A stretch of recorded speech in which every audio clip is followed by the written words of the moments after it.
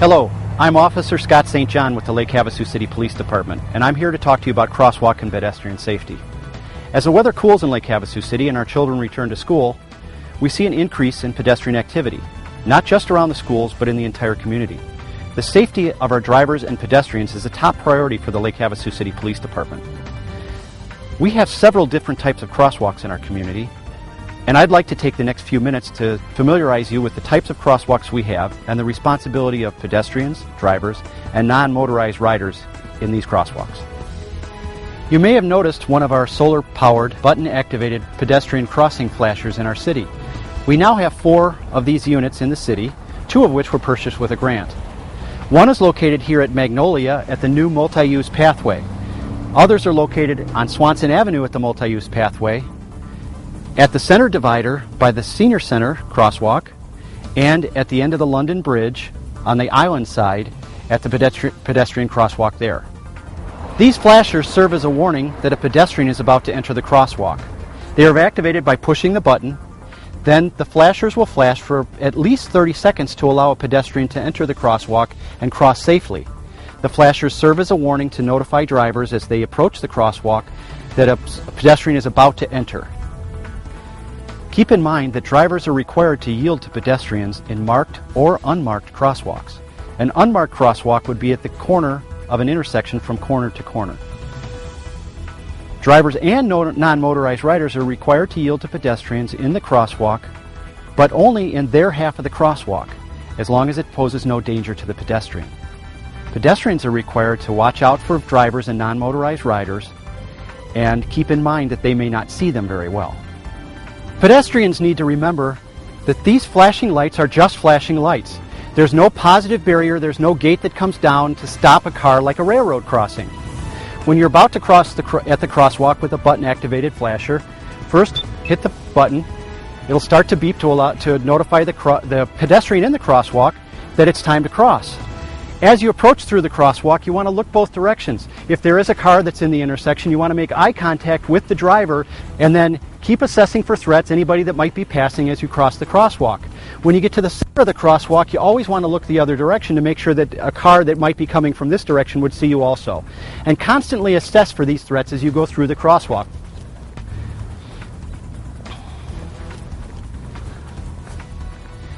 Drivers need to remember to watch out for pedestrians about to enter the crosswalk. They also need to remember to watch for pedestrians and non-motorized riders at the shoulder of the road that may be approaching the crosswalk. Another responsibility for drivers is to watch for the vehicle in front of you. We have more rear-end crashes from drivers approaching crosswalks than any other place. It is always better to wait and be more safe than sorry. Drivers can be distracted for many reasons. Sun, glare off another car or windshield, glare off the roadway surface, the color of your clothing blending into the roadway, overcast days, and for numerous other reasons. Remember, in a pedestrian versus vehicle accident, the vehicle is always going to win. It is much bigger. You may have heard me mention riders or non-motorized riders. These include skateboards, bicycles, and scooters. Because of their increased speed, drivers may not be able to judge their distance appropriately. Therefore, they are not considered pedestrians, they are considered riders, and they have increased responsibilities in pedestrian crosswalks. If they want to be considered pedestrians in a crosswalk, you need to dismount the scooter, the skateboard, or the bicycle and walk it across the crosswalk. Motorized skateboards and scooters are considered toys and are in the same category as non-motorized riders. Wheelchairs and electric mobility devices, also known as scooter chairs, are walking speed devices and are considered as pedestrians. Now that we've covered our solar-powered, button-activated flashers, let's move on to our next crosswalk, a school crosswalk. We have now moved to our school crosswalk at Starline Elementary School. School crosswalks differ in various ways. First thing that differ is they must touch school grounds. If it's away from school grounds, it's a different type of crosswalk. School crosswalks are always painted yellow, whereas normal crosswalks are painted white. In a school crosswalk, the warning sign for the school crosswalk shows children carrying books. Driver responsibilities differ in school crosswalks. Let's review our normal crosswalk or the white painted crosswalk again. Drivers must stop for a pedestrian that enters their half of the crosswalk or is about to enter their half of the crosswalk. In yellow painted crosswalks or school crosswalks, drivers must stop and remain stopped when a pedestrian enters the crosswalk. When a pedestrian enters the crosswalk, traffic must cease, just as this driver is doing. The driver must also remain stopped until the pedestrian is completely to the other side of the road and out of the roadway.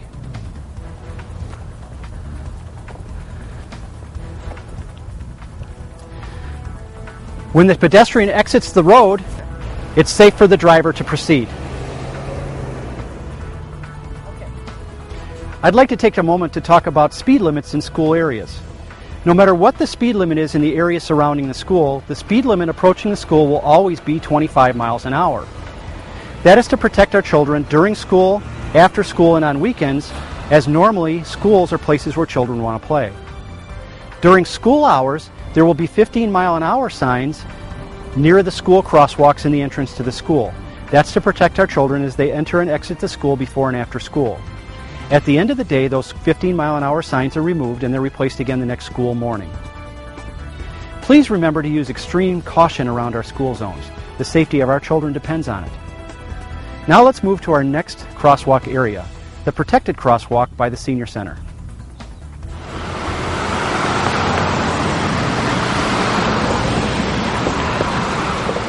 We've moved to the crosswalk by the Senior Center. This crosswalk is different that it has a protected area in the center of the road.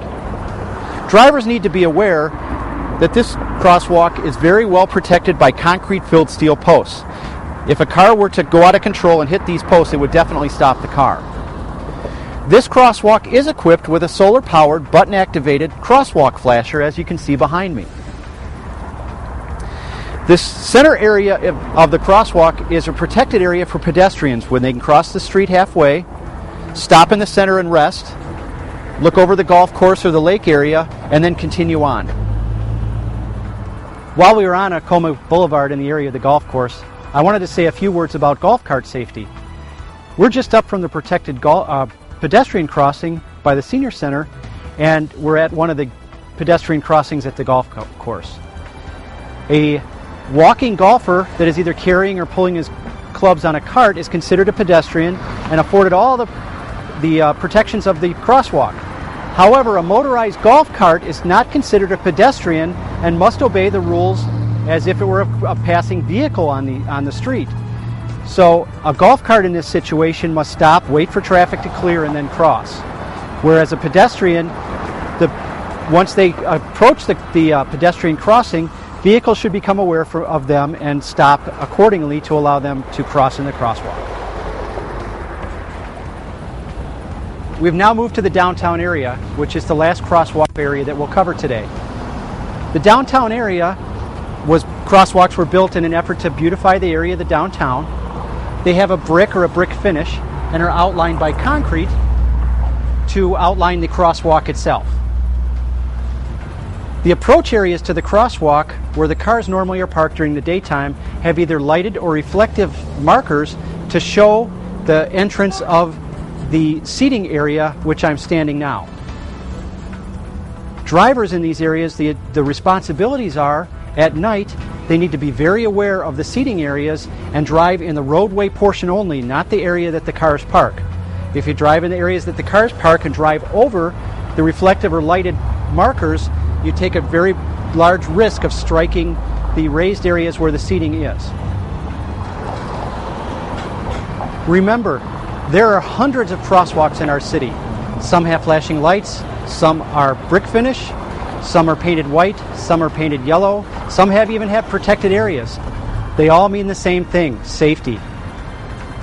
If the pedestrians do their part and be aware when they enter a crosswalk and cross safely through the crosswalk, always maintaining a constant vigilance of approaching vehicles, and drivers do their part of slowing before they get to a crosswalk, being aware of the crosswalk, and stopping for approaching pedestrians, we can all work together to make our city safer. And then the Lake Havasu City Police Department, the city of Lake Havasu will reach its goal of having 0 crosswalk incidents. Thank you very much. I'm Scott St. John from the Lake Havasu City Police Department.